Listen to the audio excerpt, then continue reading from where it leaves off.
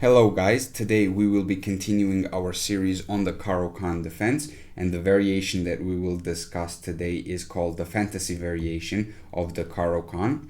I think this is one of the most dangerous weapons white can employ against the Caro-Kann. However, if you know what you are doing with the black pieces, you can easily equalize the game and mitigate white's threats. So without wasting any time, let's get into it. After e4, c6, d4, d5, white plays this move f3.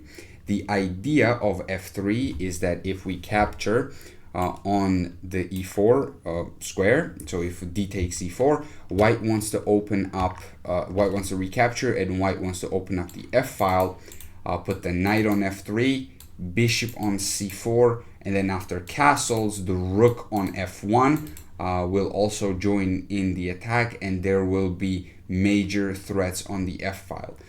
That is white's idea. However, there's two ways to play against this system, against fantasy variation. The Lichess database also calls this the Maróczy variation, so some of you might know this as the Maróczy variation of Caro-Kann. One way to play this is to take immediately on e4, but you have to be very specific, so your follow-up has to be very precise. I will show you what that is. But another way to play, which is the one that I would recommend, is this queen b6 idea, which is also very potent, and the difference is that queen b6 keeps the position closed, and in my opinion, this is a safer way to play. If you take on e4, you have to be more precise. So out of these two moves, I would recommend queen b6. However, I will show you both lines regardless. Let's start with this one now. So d takes e4. After f takes e4, the only good move in this position is this move pawn to e5.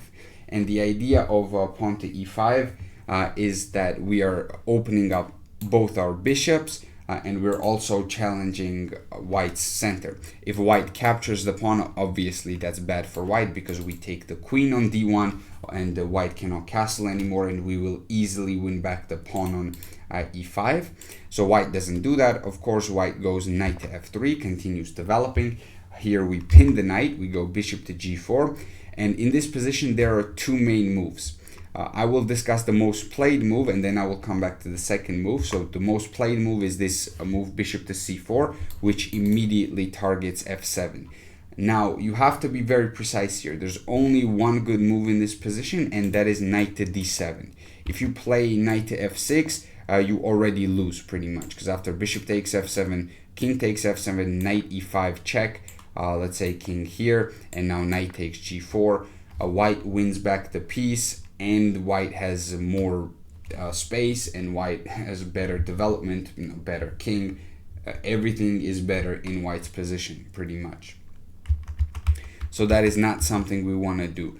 We want to go knight to d7, so we defend the e5 square and the pawn, but mainly it's about the square itself. And now if a bishop to f7 is played, you can take the bishop, and if knight g5 instead, you can sacrifice the queen because you're also counterattacking white's queen. So if bishop takes, then you can go bishop takes and get into this position. Like let's say king takes here, and you are up a piece and you have a completely winning position with black. Okay. So after knight to d7, of course, white doesn't sacrifice on f7, white castles. Now we can play knight f6, and after pawn to c3, bishop to d6, bishop to g5, we castle. White continues developing with knight d2, queen c7, queen e1. These are all natural developing moves, nothing crazy here. Rook a to e8, so this is the first very weird move. However, you should remember this idea because you need this rook to stay on f8 in a lot of lines, because you need to maintain the defense of the f7 pawn, and this rook joins the party, I guess you can say, by going to e8 and pressuring the e file. You will develop this rook later on, don't worry. It's not going to stay here forever. You will develop it eventually. But this is a very interesting way to play.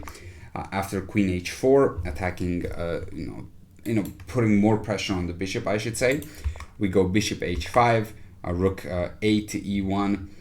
We go bishop g6, and this is kind of where my analysis ends here. You have all of your pieces developed, and you're basically playing this position. So the main ideas here are to play b5 at some point. This is one of the main ideas, and that's because once the bishop moves, let's say bishop to b3 in this position or something like that, we want to play b5, and the reason why we want to play b5 anyways is because we want to stop knight c4. This is a very dangerous idea, and if it lands, it's going to get you in a lot of trouble. So that's what we want to do, and at some point either white will take on e5, or if white doesn't take on e5, then we can do lots of things. We can continue our expansion here, or we can take ourselves at the correct moment. So you have to be very careful when you take the pawn on d4. So that is what you do. So going back, I want to show you one more line here in the d takes e4 variation. And that is, instead of bishop c4, there's also this move pawn to c3. This is preferred by the engine just a little bit, and it also scores slightly better than the bishop c4 line for the white pieces. But the ideas remain the same. We want to go knight to d7, bishop d3, knight f6, castles, bishop to d6, knight b to d2, and here, just to remind you, we play this idea b5. So we're not allowing the knight to land on c4. This is a major idea that you need to keep in mind. And after a4, a6, we might get into this position. White plays h3, bishop h5, queen e1, castles, and the line might go something like this. Knight h4 to avoid bishop takes f3. But here we are totally fine. And we can continue playing this position. We can play queen c7 here and slowly finish our development. So this is another line that can occur, this c3 move. The difference is that the bishop doesn't go to c4, so the knight can go to c4 quicker, because if bishop goes to c4 immediately in this line, yeah, you are setting up some tricks and setting up some attacks on f7. However, eventually black will defend correctly, and this bishop will have to move, right?